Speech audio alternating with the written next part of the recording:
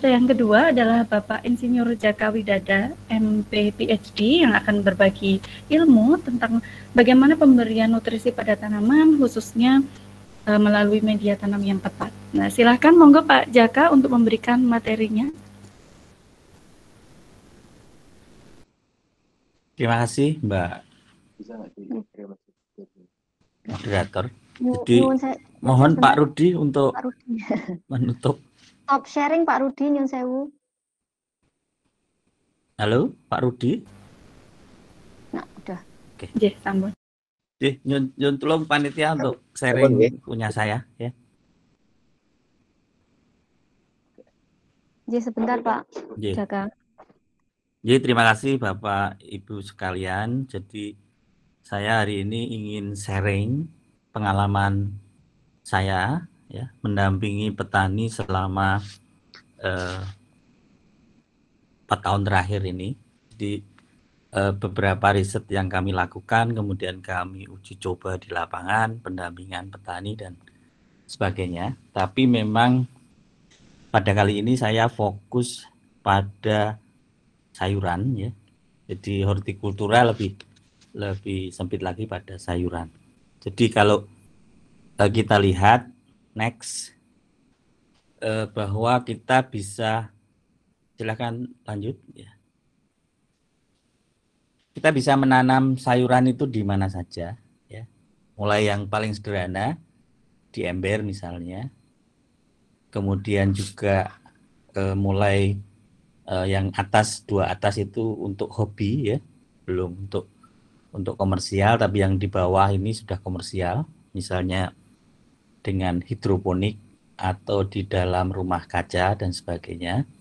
Sehingga banyak cara ya, banyak cara yang di bawah ini sudah komersial. Misalnya kangkung ini bisa menghasilkan 300.000 per 20 hari untuk satu panel ya. Jadi kalau kita punya 10 panel ya kira-kira 3 juta per 20 hari.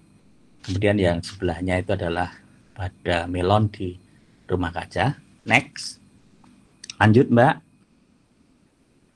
Kemudian juga bisa di greenhouse. Greenhouse di Indonesia ini sebenarnya agak berbeda dengan greenhouse yang di negara-negara maju atau di negara-negara subtropis.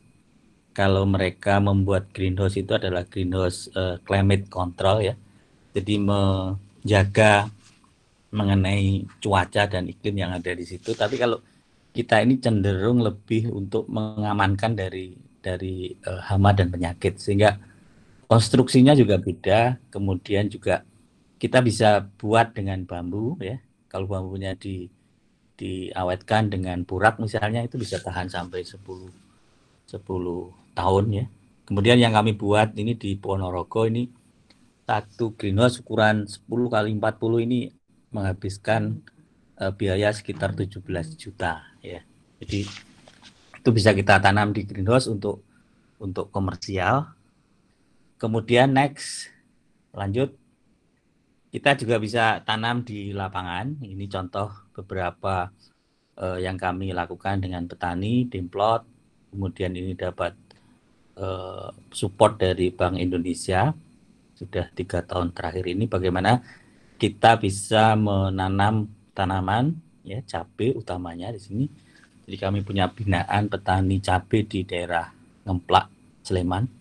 Ada sekitar 30 hektar, 2 kelompok tani ya. Dan bagaimana kita bisa mengajarkan dari hulu sampai hilir, kemudian teknik bagaimana supaya cabainya bisa produksi dengan baik. Di next, lanjut.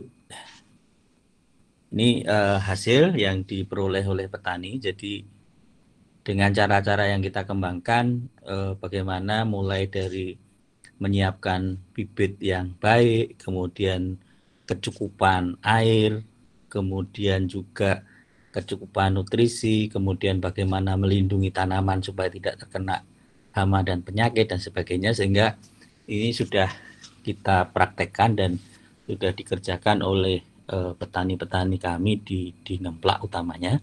Nah, saya punya binaan di sana 2 kelompok tani. Kemudian juga cabenya cukup bagus. Kemudian untuk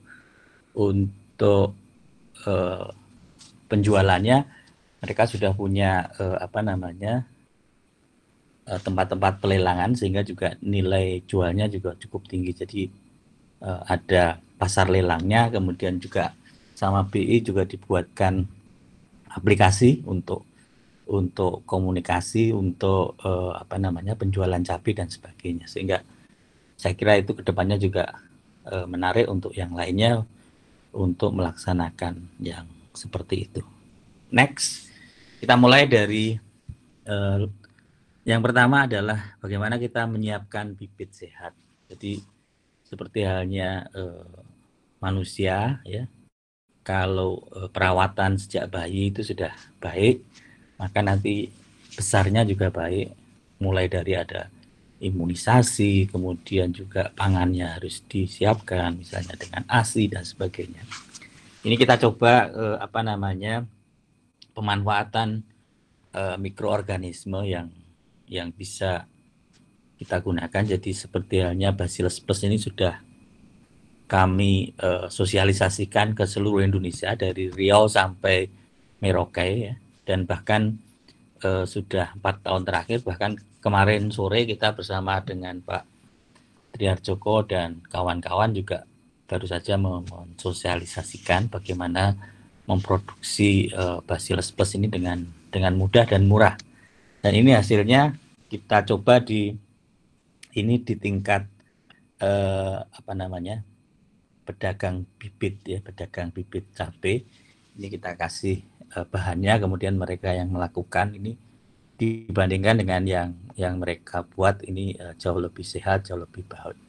Kita juga kembangkan mycorrhiza. Mycorrhiza ini salah satu mikroorganisme yang paling ideal ya untuk tanaman. Next. Lanjut.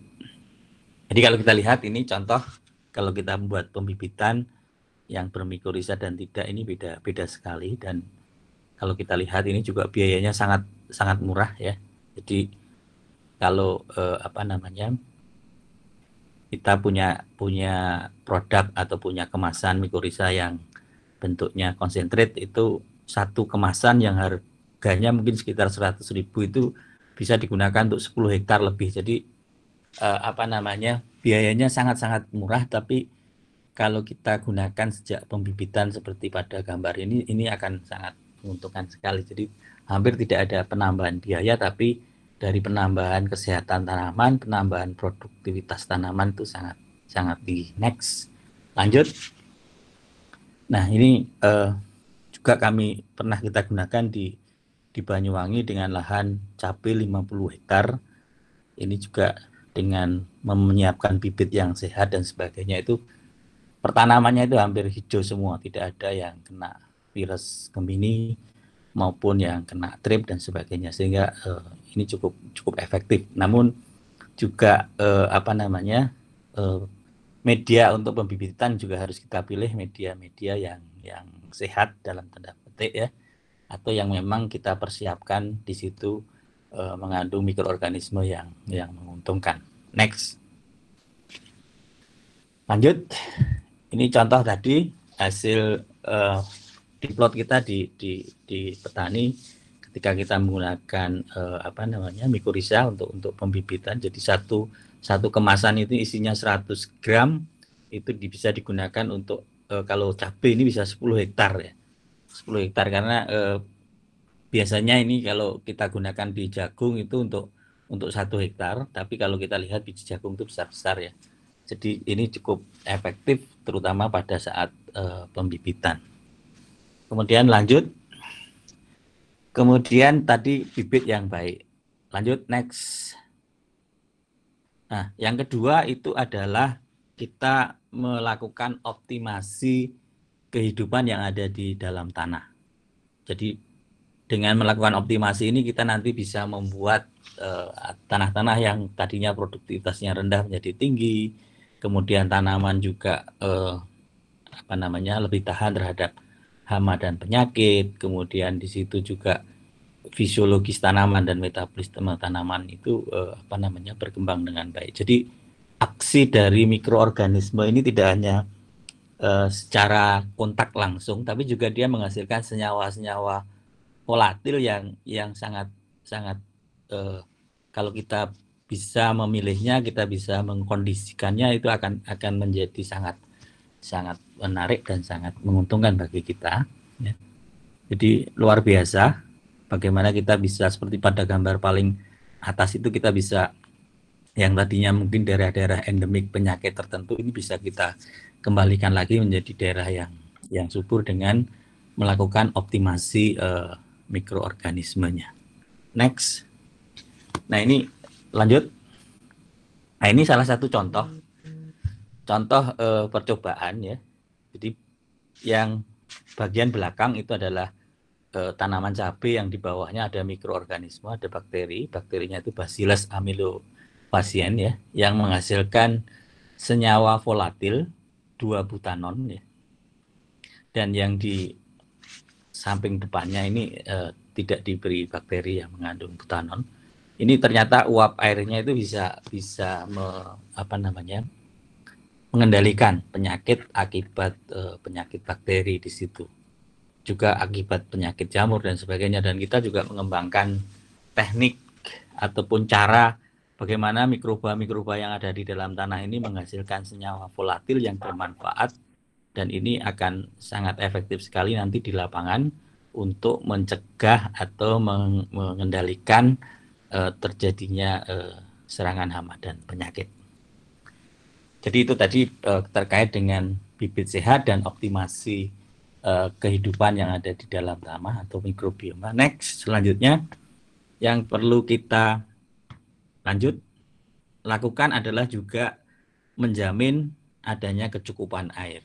Jadi kecukupan air yang selama kehidupan tanaman itu ada, itu harus kita jamin ya. Jadi kalau di rumah kaca sih mungkin nggak ada masalah. Kita bisa juga dengan menggunakan irigasi tetes, kemudian dengan kontrol otomatis dan sebagainya. Tapi kalau di lapangan seringkali menjadi masalah ketika musim kemarau. Nah ini kita sosialisasikan ke petani itu juga dengan irigasi tetes. Kemudian kita buatkan embung di situ. Embungnya digunakan untuk menangkap air hujan. Kemudian pada saat kemarau ini kita gunakan untuk irigasi tetes. Dengan irigasi tetes ini kira-kira akan menghemat air itu hampir 100 kali lebih ya. Jadi lebih hemat, kemudian tanamannya juga tumbuh dengan baik ya. Itu seperti halnya juga kalau kita lihat di Belanda itu orang memproduksi kentang itu hanya butuh 1 kilogram kentang itu hanya butuh 9 liter air, sedangkan di Wonosobo itu bisa 250 liter air. Kita juga dengan cara irigasi tetes seperti yang pada gambar, ini juga kita bisa menghemat hampir 100 kali lebih hemat ya penggunaan airnya. Jadi itu jaminan air ini akan menjamin jaminan kelangsungan tanaman dan juga akan berakibat pada produksinya. Next.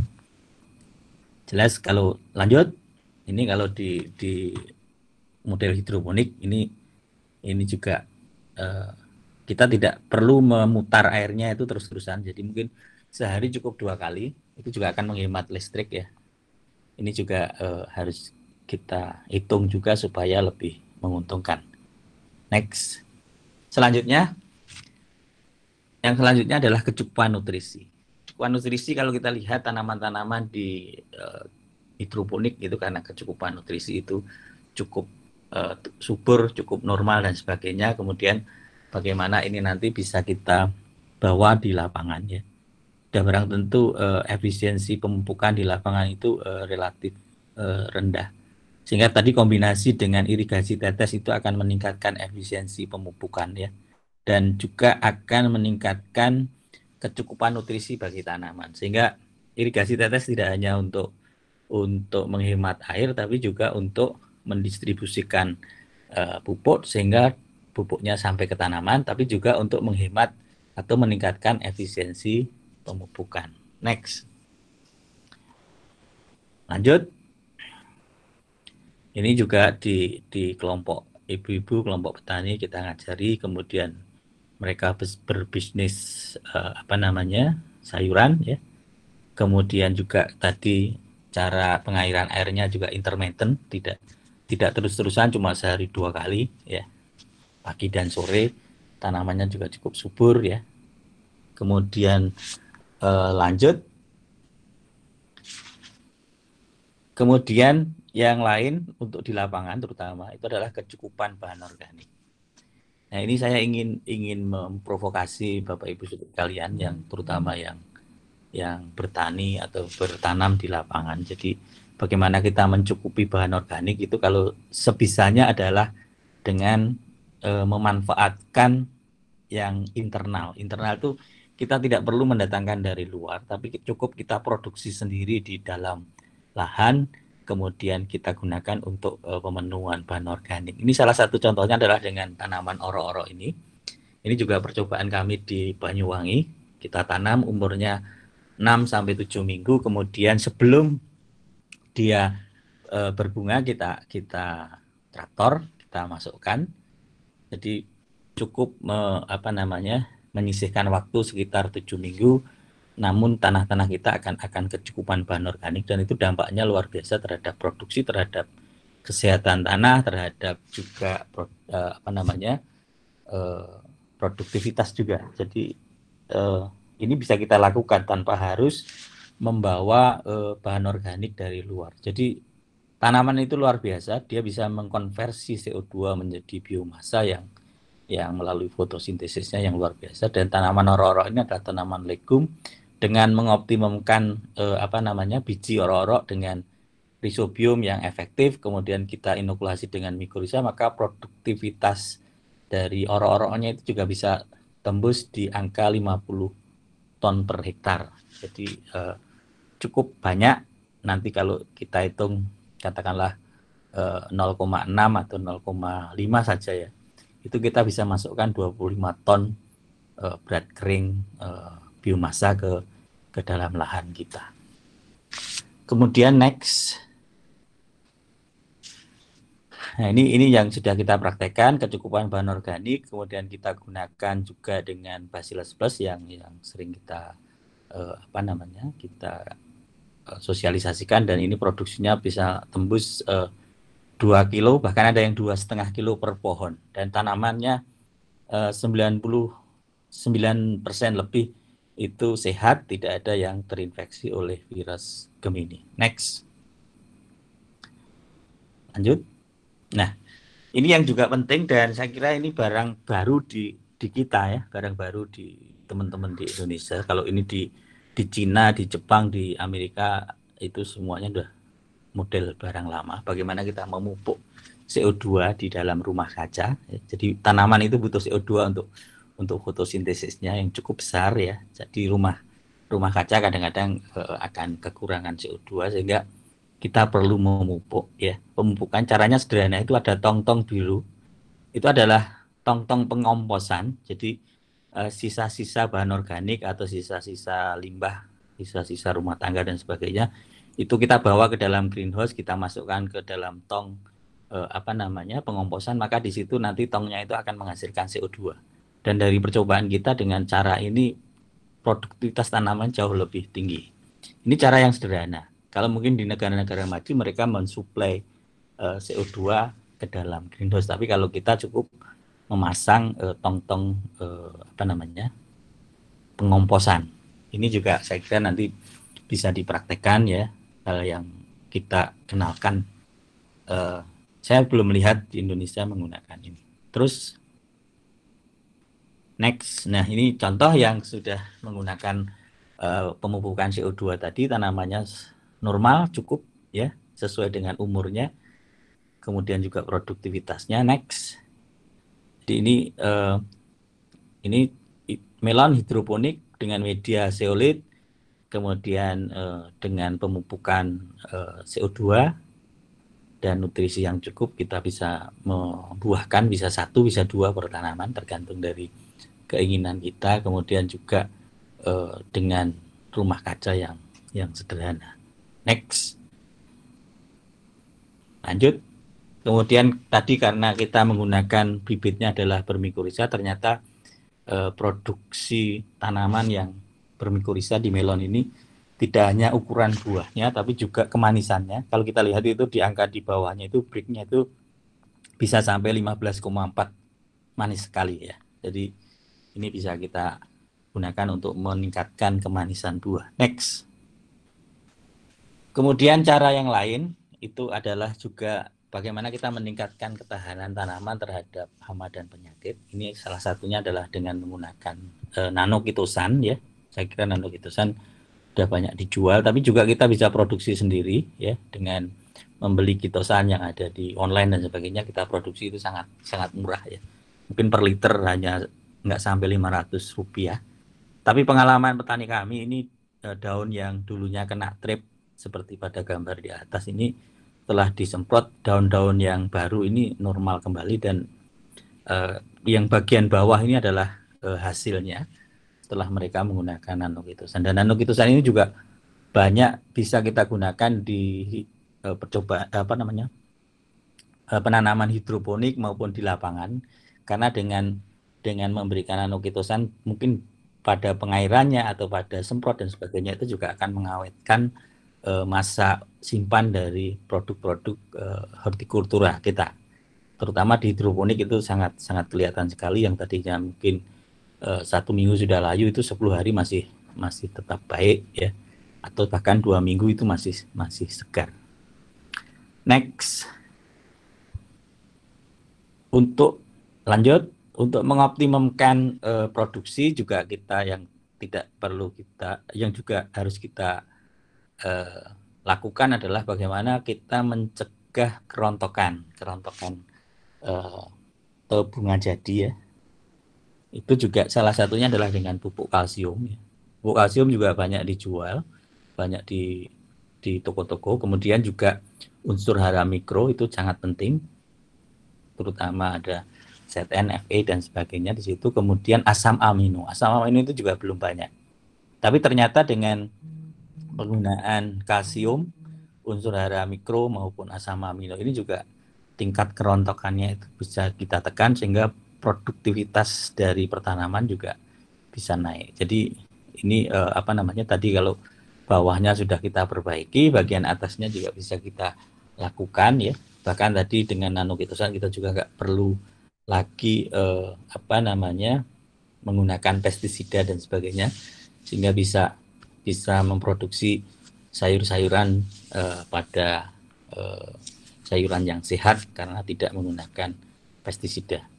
Jadi next, ini juga salah satu contoh yang mungkin pada seminar beberapa waktu yang lalu saya sampaikan. Kita bisa memproduksi, jadi tong biru yang biasanya kita gunakan untuk produksi bacillus ini bisa kita gunakan juga untuk produksi pupuk N ya. Jadi ini bakteri yang kita gunakan itu adalah Azotobacter yang sudah kita seleksi. Dia mengsekresikan amonium itu hampir 7 kali dari bakteri penambat nitrogen yang lainnya. Sehingga ini dengan diproduksi di dalam tong ini kita bisa dengan sangat murah memproduksi pupuk nitrogen sendiri. Dan mungkin kalau teman-teman yang bergerak di pertanian organik ini juga sangat menarik karena bisa digunakan untuk memupuk tanamannya tanpa harus menggunakan pupuk sintetis, urea, amonium dan sebagainya. Jadi intinya pada presentasi saya hari ini adalah bagaimana kita mengoptimalkan bagian bawah below ground atau bagian atas tanaman dengan beberapa teknik yang tadi sudah saya sampaikan, sehingga dengan demikian kita bisa mendapatkan hasil yang optimum ya. Kemudian juga kualitas dari produknya itu lebih baik, daya simpannya lebih lama, dan kita juga bisa menggunakan teknologi yang relatif murah ya. Kayak pemupukan CO2 tadi kan murah, tidak harus membeli CO2 tapi kita bisa produksi sendiri, atau pupuk N seperti pada gambar ini kita juga bisa produksi sendiri, atau nanokitosan gitu kita juga bisa produksi sendiri dengan membeli bahan kitosannya yang ada dijual di pasaran ya, karena dosisnya itu relatif sangat rendah sebenarnya, hanya 1% ya. Jadi kalau kita beli 1 kilogram kitosan itu bisa kita produksi 1000 liter nano kitosan ya. Sehingga itu cara-cara yang saya kira bisa kita lakukan. Kemudian juga yang paling penting adalah bagaimana kita menjaga kesuburan tanah, menjaga kesehatan tanah dan konservasi lahan kita agar tetap subur, yaitu dengan jangan lupa untuk menambahkan bahan organik sebanyak-banyaknya, dan bahan organik yang kita tambahkan sebisanya adalah tidak dari luar tapi bisa kita produksi sendiri di lahan tersebut dengan menyisihkan waktu kurang lebih dari 8 minggu kita bisa menambah bahan organik yang cukup. Saya kira itu dari saya, mudah-mudahan bisa bermanfaat dan mungkin kalau ada yang tertarik untuk berkunjung dan sebagainya, ini kelompok tani di Ngemplak ini juga bisa menjadi outlet bagaimana mereka menerapkan teknologi yang murah tapi bisa meningkatkan produktivitas dan kualitas hortikultura. Terima kasih. Waktu saya kembalikan ke Mbak Fathia. Assalamualaikum warahmatullahi wabarakatuh.